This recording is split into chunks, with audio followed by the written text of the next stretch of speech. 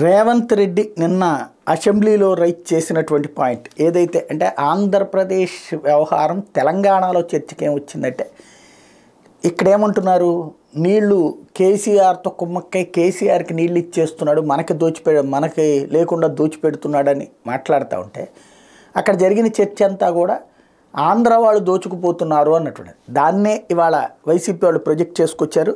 కృష్ణా ప్రాజెక్టుల మీద సంచలన ఆరోపణలే. ఏపీ ప్రభుత్వం నీళ్లు తరలించకపోతుంటే కేసీఆర్ సీఎంగా ఉన్నప్పుడు ఏం చేశారని నిలదీశారు. శ్రీశైలం నుండి ఏపీ రోజుకి 12.5 నుంచి 13 టీఎంసీలు తరలించే ప్రయత్నం చేస్తుంది, కానీ తెలంగాణ రోజుకి 2 టీఎంసీలే తరలిస్తుంది. నెల రోజులు మనం కళ్ళు మూసుకుంటే శ్రీశైలంలో బురద కూడా ఉండదు.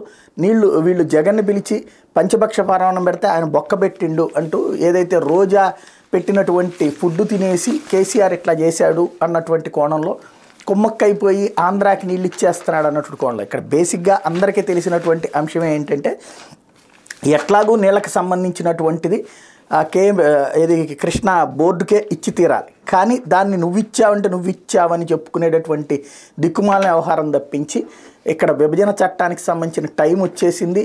ఇక 10 ఏళ్ల దాటుతున్నటువంటి సందర్భంలో ఇంకా మేము అట్టు పెట్టుకుంటామంటే కుదరదు.